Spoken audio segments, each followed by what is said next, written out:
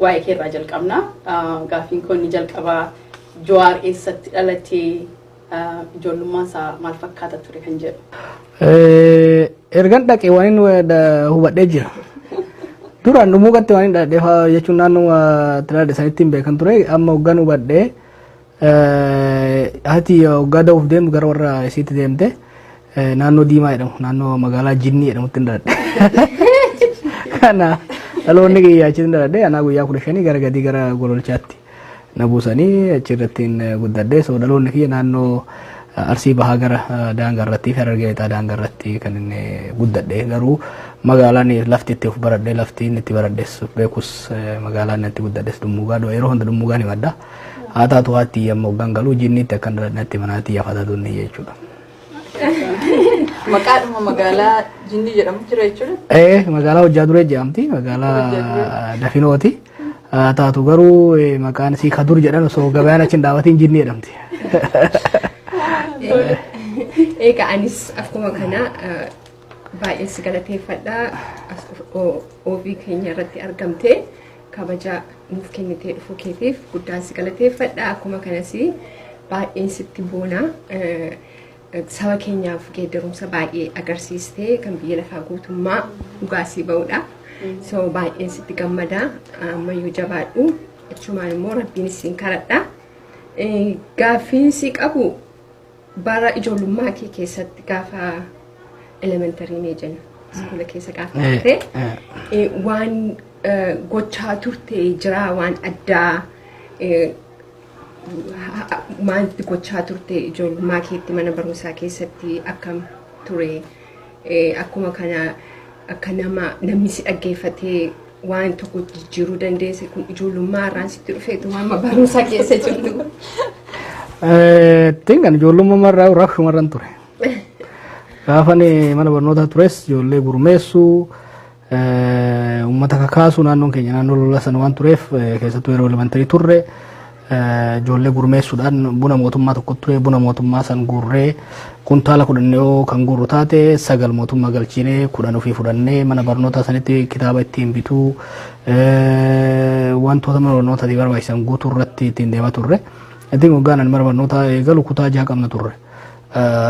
Dhibbuma nuti goone hanga kutaa 8 geessuu dandeenye booda sochiin naannoon sunis naannoo siyaasaa waan tureef bilchaataa hoggaa deemu kutaan nu bansiifne sunillee cufame anis mana barnootaa sana irraa ari'ame agar ani beekutti ijoollummaa irraas kaasee barnoota cimaan ture akka amma kana osoo hin dulloomin barnoota cimaan ture yeroo sanii barnoota cimaadha garuu sochii hawaasaatti amma biyya alaa kanatti magaalaan Oromoon jirtu ani dhaqeen hin jiru yeroo ijoollee ta'e amma hoggaan dhaquun achiin hoggaa Harargee irraa kaanee deemnuu yaadadhe naannoo keenya san gara ganda qabalee 20tu jira gandi ani miilaan hin dhaqeen hin jiru yeroo san ganda hunda miilaan dhaqeetiin gurmeessan ture nan kakaasan ture gurbaa diimaa barataa sannaan jedhan yeroo sanii ganda keessan deeman ture walgahii hoggaan yaamne namni baay'ee gala amma gadda hoggaan achi dhaqu qe'ee keenya hoggaan dhaqu waan ijoollummaa sanii yaadadhe uummata yaabnaa ummanni ganda gandaan sangaa tokko tokko nuu kenna ture mana barnootaa akka fooyyessinuuf kanaaf ijoollummaan kiyya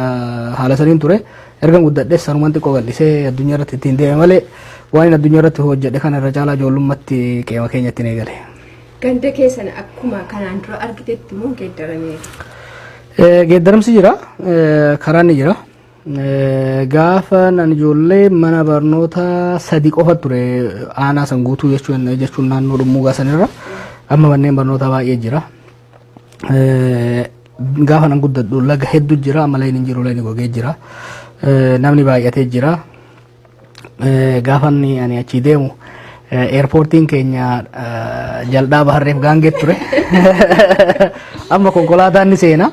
Otobisiin nan rifadhe yoo otobisii gan argu so jijjiirama baay'ee jira garuu uummanni immoo akkuma duritti murannoo qaba onnee qaba sabboonummaan isaa achuma wanni jijjiirame baay'ee jira wanni jijjiiraman immoo haaluma sanii jechuudha. Baay'ee gaarii Jawar gaa baga nagaan gara Minisootaa mana kee lammaffaatti dhuftee siin jenna.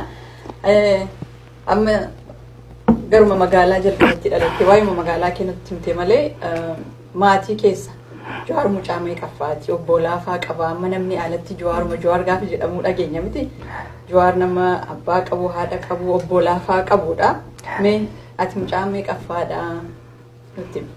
Eentu lakkaa'ettee. Abbaan kiyya sooruu malee hin lakkoofne. Haadha kiyyaaf I think nama shanaffaadha. Nama torba deesse nama shanaffaadha garuu haawwan hedduu qabna. Akkasumas obboleeyyan haawwan hedduun qaba. Gaafa naasii galu amma eerpoortii nama baay'ee dhufe. Yaadadhu ijoollee keenya biratti waan hin guddatiniif nama tokko lama malee baay'ee isaanii yaadadhu. Hundi isaanii dhufanii obboleettii kiyyaasni boodarra natti kolfoo gammaa ijoollee wajji deemne atillee obboleettii yaaman jaan nama hedduudha. I think warra dhufe keessa hedduu isaanii hin beeku obboleeyyan kiyya ta'uu isaanii kanaaf nama baay'ee gara jidduu irratti argama.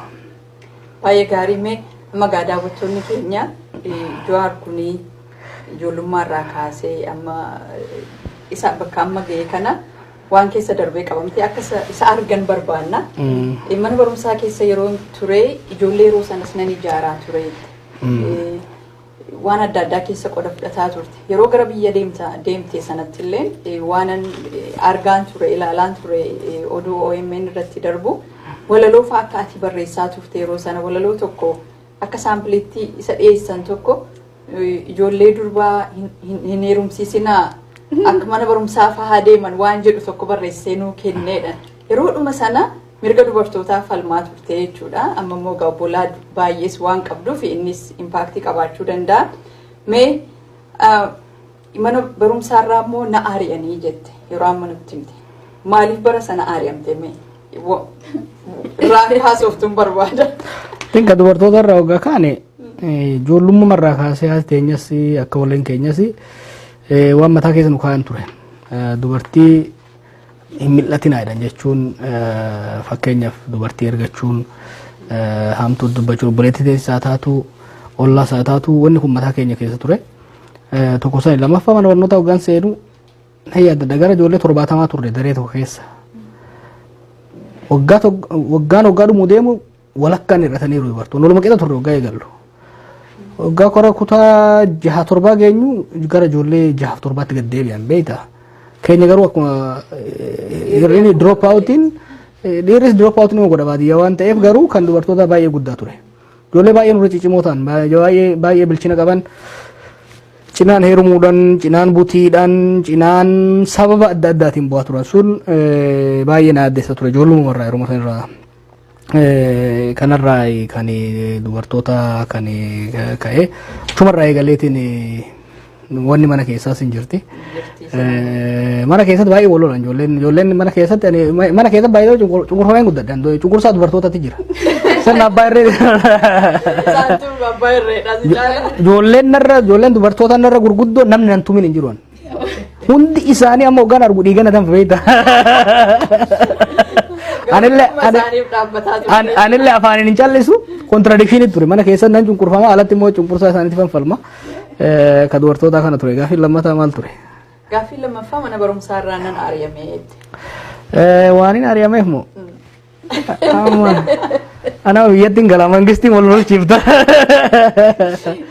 Wanta gaafa sana si barsiisaa turan yeroo deebite argiteetta carraa argachuu argeera mana barnootaa agartee sochii guddaa kaafne naannoo sanitti.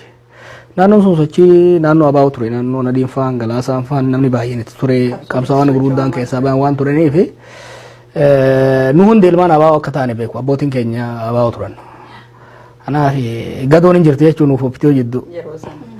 Achirraa boodarra nullee cimaa waggaa deemnu xiqqoo dhiibuu isaanii eegalle booda barsiisaa keenya tokko kan nu gurmeessu falatan. Sanii mormii guddaa kaafne achirraa akkuma jiru kutaa 8 cufanii anas ijoollee wajjin barannus inuma cufan kutaa 8 completely cufanii deemsanii ijoolleen baay'ee gara Harargeetti deemanii baratanii an gara Sallaatti dhufe walii galatti gaa haala saniin naannoo sanirraa ari'amee baay'ee jechuudha. Yaa cunqursaa dubartootaa mana keessaa baay'ee si gargaara jechuun waan sin ajjeesni si jabeessaa jedhamti. Kanaafuu isaantu mana keessatti isaan akkas cunqursuu isaanii isin immoo baay'ee si jabeessee alatti si baasee. Erga jettanii fudhanna.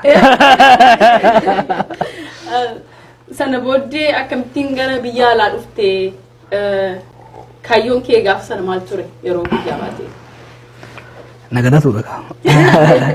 Ani dhumugarraa kan deeme tasallaatti kutaa 8 mana barnoota kaatolikiitti baradhe. Kutaa 9 achitti baradhe.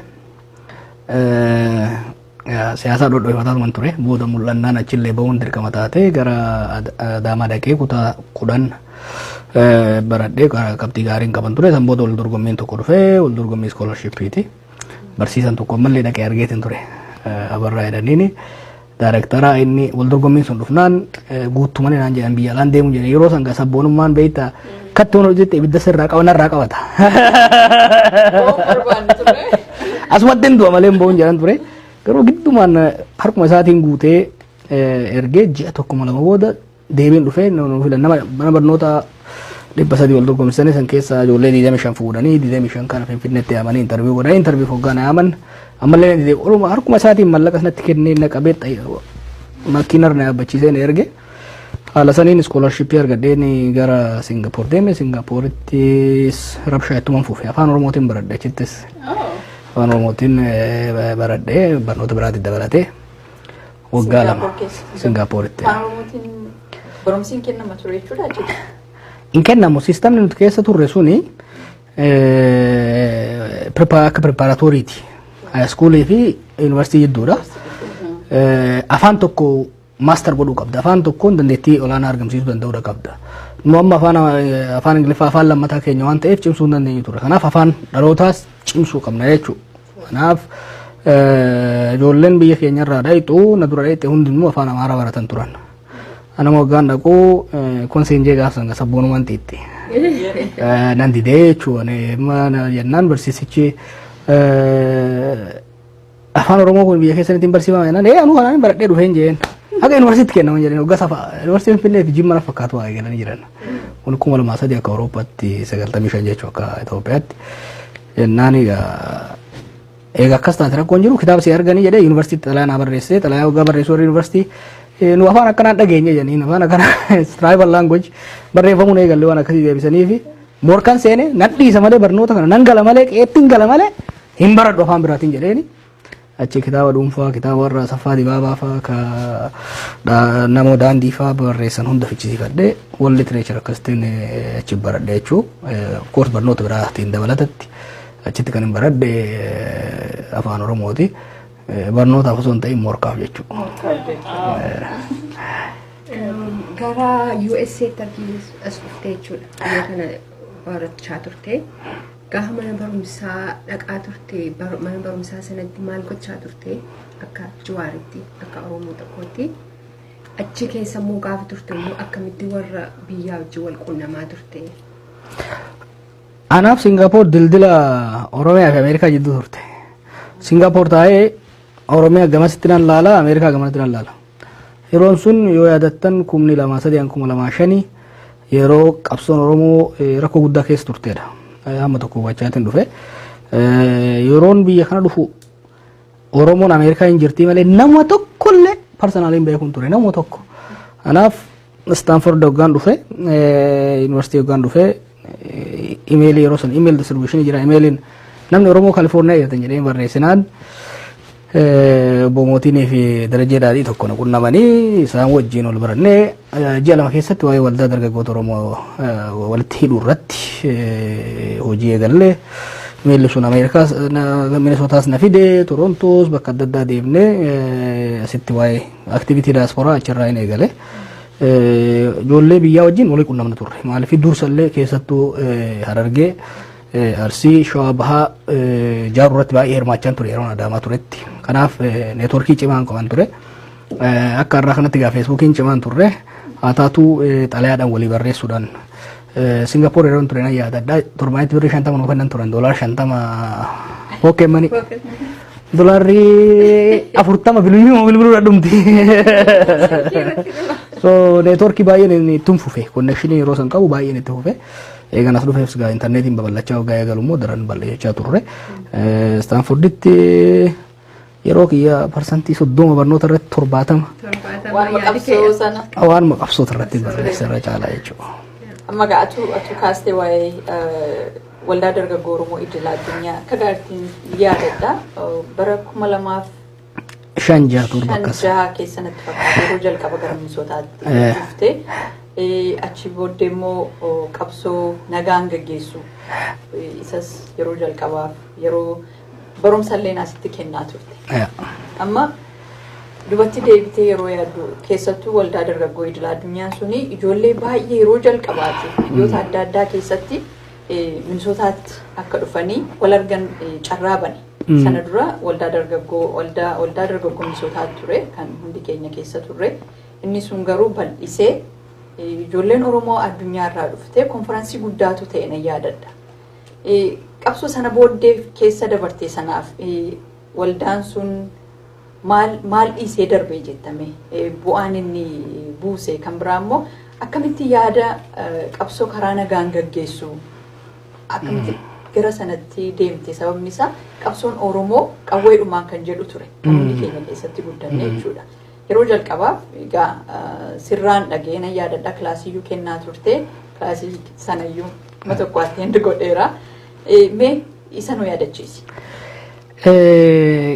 Waa'een waldaa dargaggoo bu'uura biraa qaba. Bu'uura lamarraa ka'a. Tokkoffaa akkuma siin jedhe guma elementarii jiru barattoota gurmeessuu irratti sochoosuu irratti mormii gochuu irratti abaa'oo keessa waan hin ture kan qubee afaan Oromoo maal waraana abaa'oo jalatti hin baradhe san booda mana barnootaa xiqqoo advaansiin ture jechuu ijoollee duran ture. Already wanga tokko advaansii hin godhe. Kanaaf ijoollee gurmeessuu irratti bilchiin siyaasaas xiqqoo wayyaa ture maaliif ijoollee dabballoota jala waan hin tureef. Ijoollummaarraa eegale kun immoo booda gara haayiskuulii waggaan dhufus amma asallee agar tokko kadheetin ture adaamatti garuu baay'een ijoollee gurmeessaa ture baay'een gurmeessaa ture. Tokko isaanii waan dargaggeessa gurmeessu barbaachisummaan isaa irra caalatti adaamaa fi asallaatti kan naafifa ta'e. Yeroo Singaappoor deemu immoo daayimeenshinii biraati kunis sadarkaa addunyaatti keessattuu dargaggoota aadaa adda addaa qaban walitti fidanii qabsoo irratti waa'ee nageenya irratti akkamitti akka hojjetamu dargaggoota biyya Sri Lankaa fakkeenyaaf kan warra taamileef sinaaliis walitti fidaan ture addunyaarra Europe deemee warra Europe keessatti yeroo sanitti amma tenshinii guddaa ture warra baqattootaatiif warra biyyaa jidduu isaan walitti fiduun akka leenjisu na erguu turanii Kaanadaan dhaqan ture so youth leadership hoggansa dargaggoota irratti exposure guddaan argadhe. Waa'ee achii argadhe san Oromoo irratti fiduun barbaade garte. Kanaaf yeroo as dhufe akkuma as dhufeen jalqaba ji'a lama keessatti kan inni waa'ee kana push godhaa ture yoo yaadatte gara August keessanii gara Ameerikaa dhufe Oktoobar keessatti xalayaa barreessee facaaseen gara dargaggoota jaarutitti yaadadhaa dameen Adamoon Arfaaseen hundi kontaaktuudhaan seenaan faan dhufanii leenjii duraa isaaniif kennine warra moona leenjise moo finne leenjifne sitti yaadadha mana Areera Arfaaseetitti kan leenjii duraa dargaggootaaf kennine. Wanni gaarii goone hojii gaarii eegalle jechuudha. Reorreentu gochuun barbaachisaa ture maaliif yeroo sanitti wanni hundi dhaaba siyaasa irratti waan hirkateef dhaabni siyaasaa hoggaa laamshoo hawaasa keenya laamsheessee ture. Kanaaf jaarmaalee hawaasaa civic society jalaa baasanii gurmeessuun barbaachisaa akka jedhu irraa kan waa'een dargaggootaa sun kan dhufe ittiin kamma Ameerikaa kaabaatti namni hedduun warra achi keessaa eebbifame jechuudha bu'aa buusaa jiru. Maaliif individual fi collective leadership irratti kan hojjechaa turre. Individual capabilities dandeettii nama dhuunfatii fi dandeettii waloo irratti kan leenjii kennaa turre yeroo sanitti keessattuu akkaataa garaagarummaa itti maaneej godhamu irratti hojjechaa turre. Waa'een qabsoo nagaa Stanford osoo hin jiruun kilaasii warra seenaa gurraachota biyya kana African American history hoggaan fudhadhu waa'ee qabsoo isaanii bara 1960mootaa hoggaan qoradhu waa'ee qabsoo nagaa kana arge jechuudha. San booda xiqqoo na harkise yeroo sana nama qawwee itti dhoosii nukilaara akkamitti argannaa malee taan hin beeku. Garuu du'as qabsoon akkasiin gufuu seente nan hubadha. Mala adda addaa yaada waan hin tureef waa'ee qabsoo nagaa qorachuutti seene. Yeroon kun overlap godha waan wayiitiin maaliif 2005 2006 2007 baay'ee waa'ee dargaggoota irratti baay'ee hojjechuu turre. 2007 rakkoon abaa'oo keessatti hoggaa dhufu hamileen uree ture jechuudha. Anilleen yoo yaadattan waa hunda dhiisee Oxford dhaqeen ture waa'ee siyaasaa Itoophiyaa kana jaarraa 14ffaarraa kaasee barachaan ture qorachaan ture yeroo gaafileen hedduun tarsiimoo irratti ilaalcha irratti gaafileen hedduun mataa kee keessatti uumaman turan. yeroo akka haaraatti uumaa ture jechuudha. Kanaaf barsiisaa Claymore Carson jedhamu jira ka seenaa Martin Luther King barreessu King Institute jedhamu jira Stanforditti achitti regular barachuun eegalachumatti hin gale jechuudha. Osoo laaluun wanni tun hojjechuun ooltuutti inni ka'ee jechuudha. Sanboota gara biyya Hindiitti ergame biyya Hindiitti dhaqee hojii gaandii fa'aa bakka inni itti jiraate garee fudhadhee deemee garee ijoollee hedduu fudhadhee deemee achittillee qorannaa godhee hoggaan yuunivarsiitii fixu immoo gara Washington DC deeme International Center on Non-Violent Resistance ka jedhamu jira kan waan kanarra specialize godhu kan Gene Sharp faan itti hirmaatan kan hayyoonni qabsoo nagayaa irratti addunyaa irratti beekaman hundi amma kan hojjetan researchii cutting edge research kan hojjetan achitti akka internetitti fi akka research assistantittiin seene achitti gaa seenaa qabsoo kanaa qofa osoo hin tahin teknoolojii haaraa xiinxala siyaasaa waa'ee qabsoo nagaa akkatti akka deemamutti hanga ciqileetti itti seene jechuudha. Yoo yaadatte achi hoggaan bahee kitaaba raabsuun seene waa'ee Orange Revolution waa'ee Force More Powerful tarsiimoo qabsoo as dhufellee barsiisuun eegalee namni hundi maal namichi kun nama san namni hundi qawwee waan jedhuuf namichi kun qabsoo ta'e bishaan naquuf deemalleen turte. Akkasiin qabsoo nagaa keessa seene baay'een qoradhe almost 2009 hanga 2012tti waa barreessuu cinatti wanni baay'een baradhe fi qoradhe kana yeroo Arab Spring immoo sochii warra Arabaa dhufu ijoollee san isa tokko leenjisuu irratti xiinxala kennuu irratti baay'een hirmaadhe waa baay'een irraa baradhe jechuudha. Warra Eastern European Rice warra Color Revolution hojjetan Rice waa baay'een baradhe haala saniin abbaa qawweetirra gara abbaa nagayaatti deebine. Kun ogaa baay'ee successful ta'eera yaadni kee bara sana. Isa argaa jirra. Isa baay'ee malee amma karaa akkas waa'ee kee dhaga'u amazing baay'ee namatti tola dhugaa. This is amazing. So akkamittiin immoo gara social mediaatti dhufte egaa social meediaan qabsoo Oromoof waa qaba jettee akkamittiin amante? Ani addunyaa irratti warra dura Facebook seene probably 5,000 hanga 10,000 keessaa warra duraati. Facebook achuma Stanford fuulduratti kan banamte wajjira xiqqoo takka turte. Wajjira isaanii xiqqoo takka turte. Akka itti eegaltellee ijoollee kolleejii walitti hidhuudhaaf.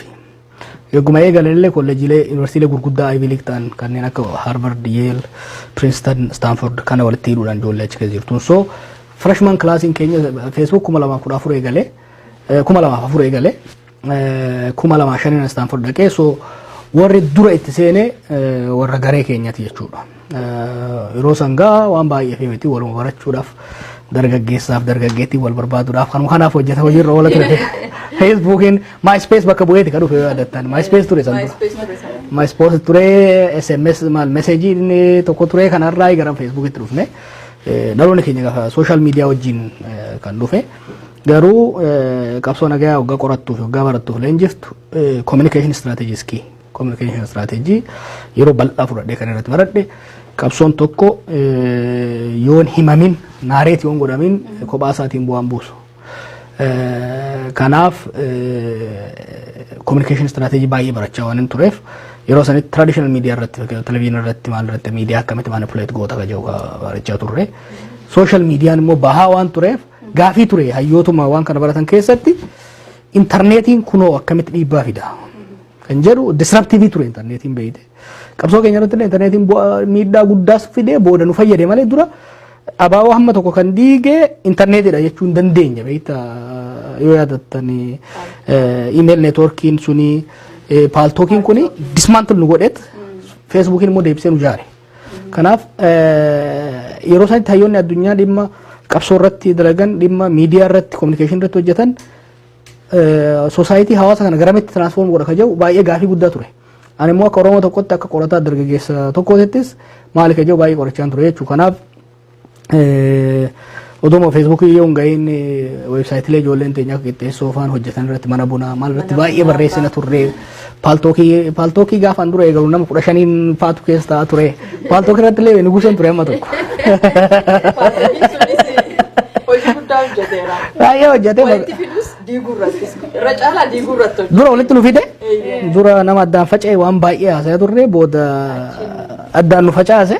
Diinnis giddu galaa akkuma si fakkaatee giddu galaa. Diinnis giddu galaa namnis walii fataa wal dorgomiin aangoo bololli kun hundi dhufee haalli immoo siyaasa illee rakkoo qabaachaa ture yoo sanitti.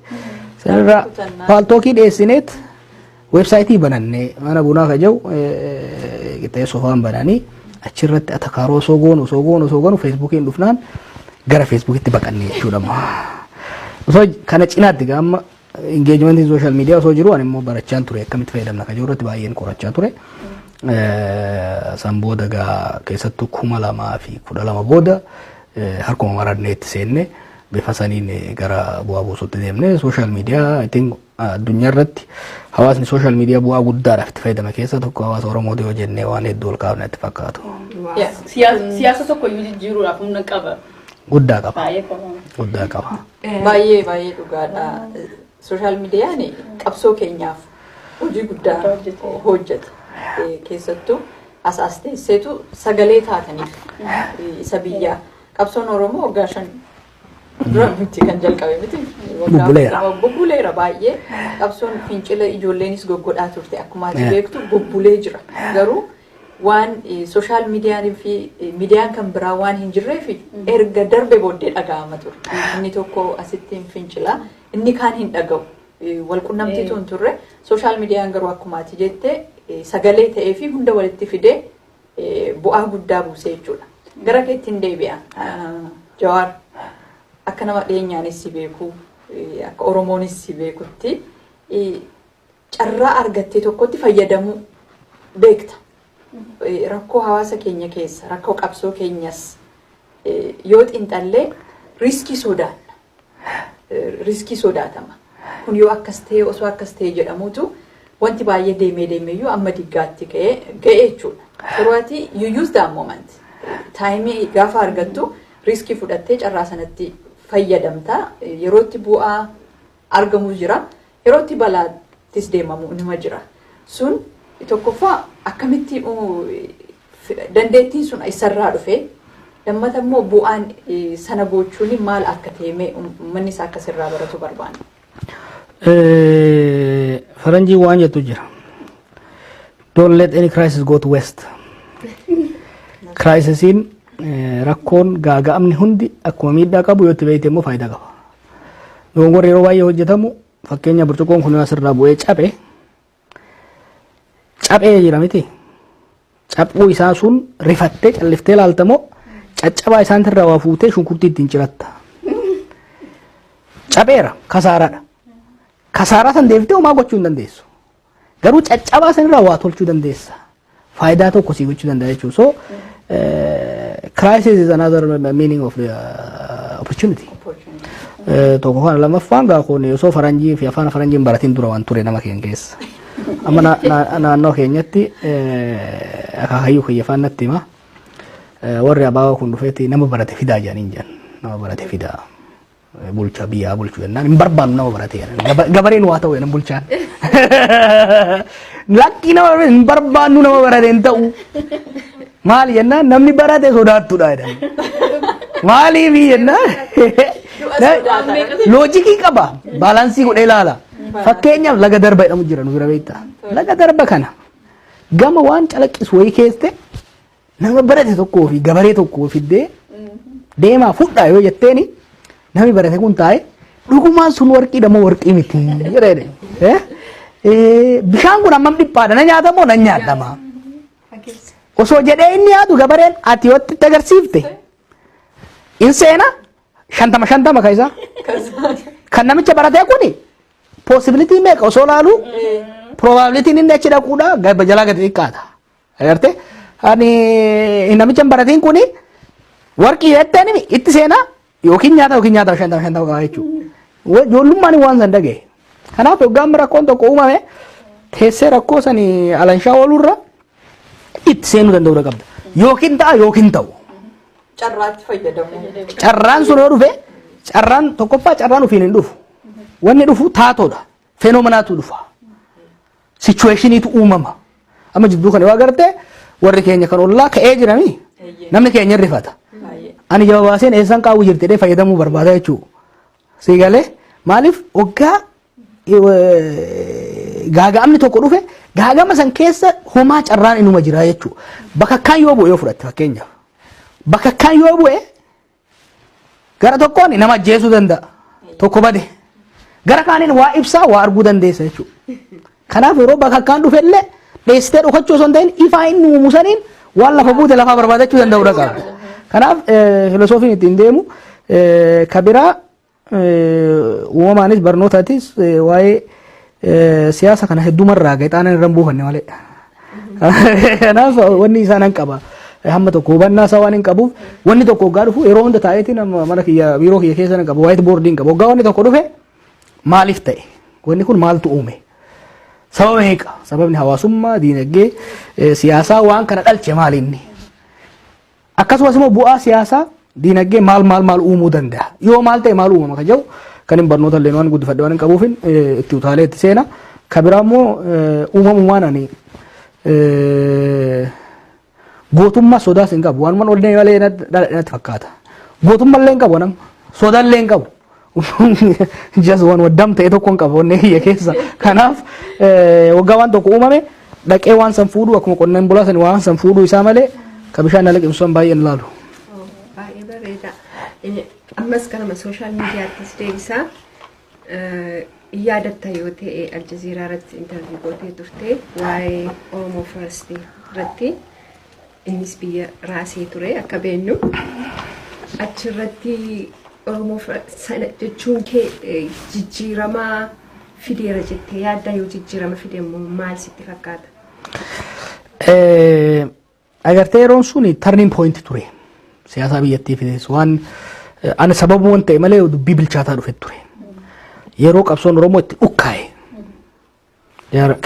baqaqiinsa 2001 qabsoo Oromoon dadhabsiise ka 2008 daaraa ishii godhe yeroo abdiin itti laaffate ture laafina Oromoo kan ammoo warri kun Oromoo nama booda caccabtee jirti gaafii isaan gaafatan kennuu qofa osoo hin ta'in waan isaan hagammaa argatan irraa fuudhuu dandeenya Oromiyaa isaanii kennuu dhiisii Oromummaa iyyuu irraa fudhachuu dandeenya sadarkaa ittiin jaamu keessa ture jechuudha kan ammoo andisiitti hirmaadhee haala isaanii sirriitti argeetiin deebi'e yeroo maanummaan qophaa'aa ture na yaadadha Niiwoork irraa Aljaziiraan naaf feere Niiwoork irraa hoggaan deemu sirba Hacaaluutiin dhaggeeffachaa dhaqe. Sirboonni baay'ee murteessaadha beekta. Sirboonni baay'ee barreeda tokko kan taaddalan sirbe gadaan keenya kan jedhu impaaktii guddaa narra kaa'ee ture. Kun 2012 kana baay'ee na fakkaata kan taaddala. 2013 immoo tokko nyaatu kan jedhu tokko taa'ee tokko nyaatu jedhu suni kan Hacaaluu isan dhaggeeffachaa dhaqe hanga stuudiyoo seenutti gurra keessa kaafadhe. Kanaaf an kanuma danfe kana stuudiyoo seene beekta. Ana danfee jiru gaafii nama danfisu na gaafatte. Gaafii yaadne ture. Gaafii yaadne yaadne wanni isaanan beeka. Gaaficha hin beekne malee gaafichi namicha Clash of Civilization barreesse irraa dhufa. Huntington irraa dhufa. Samuel Huntington irraa dhufa. Who are we kan jedhu gaafii eenyummaa irratti kitaaba barreesseera biyya kanatti. Kana qoradheera yuunivarsiitii. Gaafin sadarkaa eenyummaa jedhamu kuni kamtu dursa ka jedhu namni eenyummaa hedduu qaba eenyummaa sabaa qaba kan biyyaa qaba kan naannoo qaba kan sadarkaa adda addaa qaba kan amantii qaba kan maalii qaba kan koorniyaa qaba kan jandar jechuudha kana hunda qaba kamtu dursa gaafin jedhu kuni yeroo hunda eenyummaan identitiin it could be either competitive or compatible jechuun eenyummaan kun wal dorgomuu danda'a yookiin wal dura dhaabachuu danda'a kana theoretically background isaan qaba. Gaafii hoggaa isiin gaafattu tokkoffaa Hacaaluu na danfisee na fide. Lammaffaa immoo Samuel Huntington jalaan na qopheessee jira jechuudha. Kanaaf hoggaa isiin waan san gaafattu yeroo mallee hin fudhanneen. Onnee kiyya keessattis takka immoo san dura immoo ani. Hoggasuma deebise tokkoffaan san dura gaafii saniif shakkillee qabaadheen beeku. Itoophiyaa seeguma adaamaa dhufeen argee dur nu bira hin jirtu. Nu bira wattaaddara Itoophiyaa qofa jira beek dur. Nu bira Itoophiyaan dhufe eenyuun wattaaddara dhufeedha qofa beeknu nu bira Oromoo jira. Kanaaf theoretically isaan nan beekaa predispositioning jechuun kan ijoollummaa sunis kan barnootatis ni jira saniif hin deebise dhiibbaa guddaa fide maaliif dhiibbaa guddaa fide Oromoo hamilee qabdus hamileen cabes ol kaase nulleen duulli san booda itti goone akkuma reefu jennetti hiree san itti fayyadamne saffisaan duulli Oromoo First Community Engagement jennee goone suni hamilee ummataa deebisuu irratti onnachiisuu irratti ummanni akka hinaafu hagan hunda tuffatamne kan jedhu sirriitti itti fayyadamne Oromoo Firstiin ofiinii miti kan bu'aa buuse Oromoo First is an event akka reefu jennetti opportunity dha event dha opportunity illee miti it's just an event yoo itti dhiifne itti nu cabsuu danda'ama ture gara opportunity jijjiirree duula guddaa waan ittiin gooneef siyaasa Itoophiyaa hin jijjiire OMN ittiin dhaabne waan bu'aa guddaa irraa buufanne jechuu kanaaf I think sarara dheeraa seenaa Oromootiif Itoophiyaa irratti bakka murteessaa ture natti fakkaata. Jechisu dhugaadha amma waa'ee eenyummaa kaaste kanarratti siyaasa biyya sana keessatti amma akka arginutti yeroo hunda eenyummaa fi lammummaatu wallaaqaa jira jechuudha. Adda baasanii wallaaluutu rakkoo guddaa keessatti nu seensisaa jira. Kun maaliif ta'a? Tokkoffaa kan biraa immoo gaatuu kaasteetta Oromoo First jechisuni eventiin sun uummata Oromoos walitti fidee dhalachuu OMN filleen sababa ta'ee jechuudha. Dhalachuun OMN bu'aa guddaa waan hojjetee qaba ati immoo qoda guddaa keessaa qabda waa'ee sarraas akka haasoftu barbaanna garuumee waa'ee walmakuu eenyummaa fi lammummaa ammanu eenyummaa keenya beekna lammummaan immoo waan addaati lammummaa waan jijjiirrachuu dandeessuudha eenyummaan garuu waan wajjin dhalattuudha biyya sana keessatti garuu kun qulqullaa'ee waan hin baramnee fi rakkoo ta'aa jira ammallee rakkoo qulqullaa'ee baratamuu miti beeyta rakkoo dantaati amma addunyaa kanarratti agarte warri olaantummaa siyaasaa fi olaantummaa dinagdee qabu yeroo hunda individualism dantaa dhuunfaa dursan maaliif tokkoffaa lakkoofsa muraasa lammaffaa akka dhuunfatti waa aangoo siyaasaatu dinagdee harkatti qabatanii jiran kanaaf humna isaanii calaqqisiisuudhaaf akka gaareen walitti dhufuun baay'ee isaanii barbaachisu gruupiidhaan dhufuun walitti isaanii barbaachisu ummanni cunqurfame immoo mata matatti humna xiqqaa qaba paawurlasiidha yoo walitti dhufe garuu gurmuu ta'aa jechuudha dureessa guddaan tokko faabrikaa guddaa tokko yoo qabaate mataa isaatiin faabrikaa tokko waan qabuuf humna guddaa qaba hojjettoonni achi keessa jiran garuu akka hojjetate mataa isaaniitiin humna guddaa qaban hojjettoonni sun dhufanii yuuniyeenii yoo ijaaranii jechuun waldaa tokko yoo ijaaran humna namichi san ittiin chaalenjii godhuu fi waan barbaadan irraa argachuu horatu jechuudha kuni gaafii tureedha ummata addunyaa keessattuu eega siyaasaan baranee eegale industrial revolution booda addunyaa kana wanni dhuunfate fakkeenyaaf bara komunizimii kapitalizimii wanni jedhamu kun waan biraati miti beeke warri cunqurfamee fi warri hojjetaa gareedhaan mirga isaa eeggachuu barbaada warri aangoorra jiruu fi warri dinagdee qabu immoo garee tana cabsee siyaasaan dhuunfadha maal godha beektaa miliyoonarii fi hojjetaan isaa hojjetu walqixa akka falmatan barbaada dureessi maaliif inni nama tokko haa ta'u obbo Gootamsaan fi obbo Gootamsaan qabeenya qabaate obbo Abdiisaan hojjetaa yoo ta'e yoo laaltu namoota tokko garuu kun kiika isaa keessa humna guddaa qaba miizaana kanatu irra kaasaa jechuudha kana waan beekuuf obbo Gootamsaan kophaan walii haa baanuu jedha obbo Abdiisaan garuu lakkii obbo Tamaamis obbo Qaasimis obbo Toleeraas dabalachuun qabaa jedha wal dorgomuu ka danda'u kanaaf kuni waanuma addunyaa keessa jiru gara siyaasaan sabaatis kana keessaa hin baatu yoo laalte gareeleen sabni isaanii aadaan dinagdeen olaantummaa qabu siyaasaa eenyummaa tarkaanfachiisuu barbaadu siyaasaa dhuunfaa tarkaanfachiisuu barbaadu yoo barbaadan beeki amma eenyummaa jedhan malee dur maal jedhama siyaasaa gitaa kilaas kan jiru garaagarummaa sabaa osoo hin taane kan gitaati jechuu barbaadan amma immoo garagalanii lakkii rakkoo sabaa osoo hin taane kan jiru rakkoo dhuunfaati jechuu barbaadan siyaasaa keessa waanuma jiru kun jechuu haalli amma isaan ittiin deeman kun kana aga tokko atakaaroo uumu atakaaroo immoo ka uumu maali abbichaan humna qabu humna saniin fayyadamuu humna olaantummaa advaanteejii qabu san fayyadamuu barbaada abbichaan humna xiqqaa qabu immoo humna horachuu barbaada obboleessa isaa fira isaa aantuu isaa ofitti qabachuudhaan jechuudha kanaaf ka siyaasan waliigalaa kan gareetii fi kan uumaa jiru necessarily waan biyya keenya keessatti dimokiraasii waan hin jirreef atakaaroon kun gara walitti bu'insatti gala wal caccabsuutti deema malee rakkoon qaba amma walaaltee biyya keenya keessatti fudhatte waggoota 27 dura warri wayyaanee gubbarra ta'anii yeroo tokko gita yeroo tokko dhuunfaa jechaa turan amma immoo isaa wajjin wal qixa federaalistii ta'anii jiranii jechuudha. Amma gaddee garte warri gama Amaaraa ka dura maqaa Itoophiyaatiin siyaasa maalii oofuu barbaadan sun immoo amma wajjin isaanis sabboonummaa xiichaa jiranii jechuudha. Kanaaf siyaasa dhuunfaa tan gaggeessamoo siyaasa garee tan gaggeessanii bakka aangoon jirturraa gadi moo ol jirta bakka diinagdeen jirturraa gadi moo ol jirta irratti hundaa'e jechuudha. Kanaaf jechuudha rakkoon kan biyya sana keessatti uumamaa jiru. Dubbiin waa'ee eenyummaa osoo hin ta'in waa'ee diinagdeeti. Waa'ee diinagdeeti. Amma Oromoon tun amma aangoo qabatteemi waggaa kunnaan takka yoo teette eenyummaan haa badu jetti. It is your relation. It is your relation, your distance from power and wealth that defines it. Amma haalli biyya keenya keessa jiru gaa yaa ati gaarii gootee beekta gaa akkamti xiinxalta maalirra jiru maalirratti adeemaa jira. Isin nuyi maalarraa kalaalta.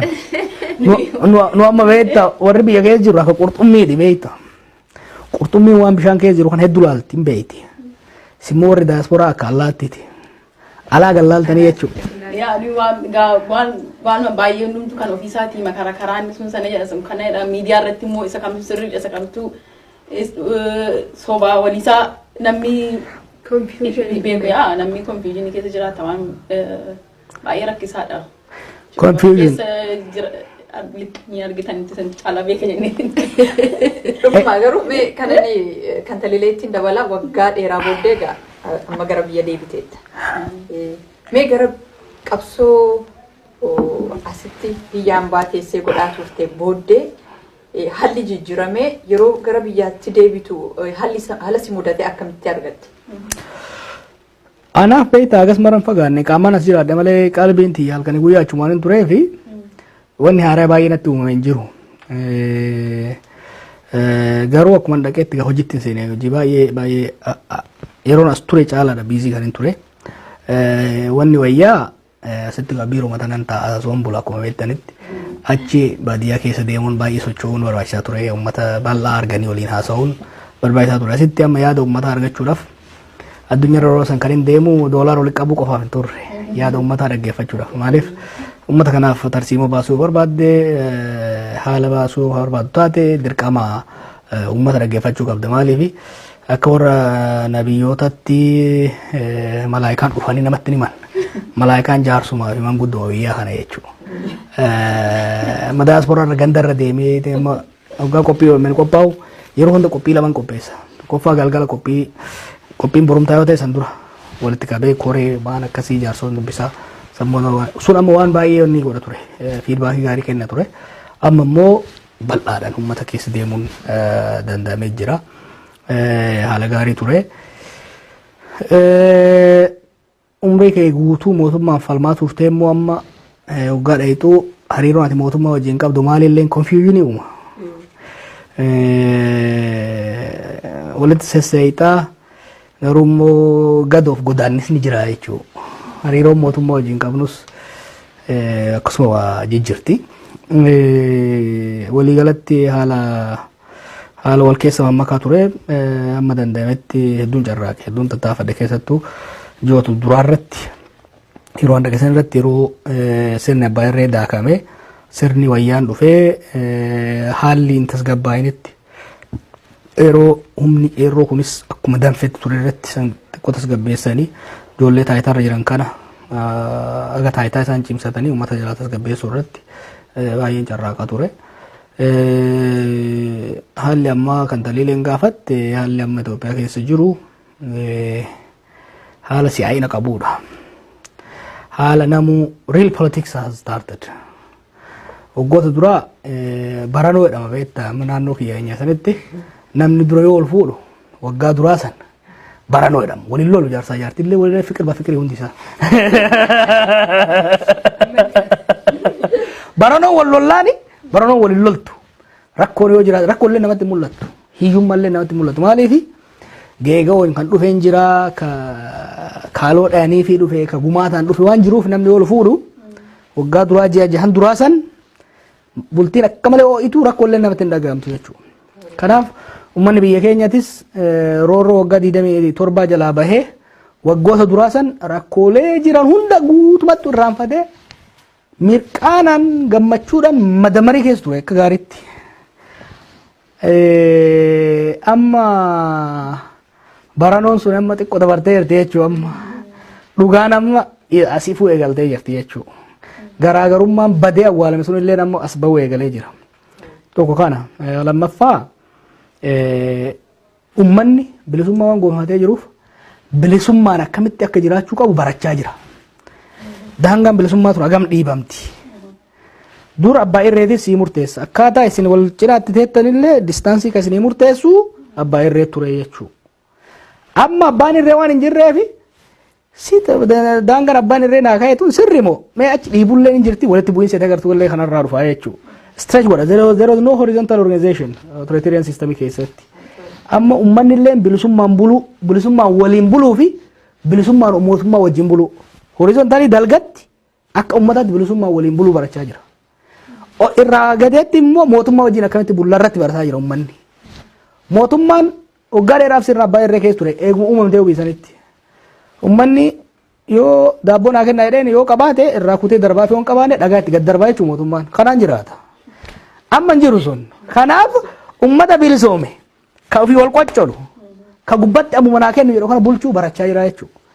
Amma gaaga'amni fi dadammaqiinsi walitti bu'iinsi wal xixxaan amma Itoophiyaa keessatti agartutti kuni waanuma ce'umsa keessatti dhufu. Garuu dogongoratu hojjetame agartee. Yeroo baranoo san, yeroo waratii san, yeroo dura madammarii san wantoonni tokko wanni kun akka dhufamu wayiwaachaan ture doon asiin deemin mirqaanni kuni booda kishifee dhufa cabsii isa barbaachisa jechaatiin ture beeyte.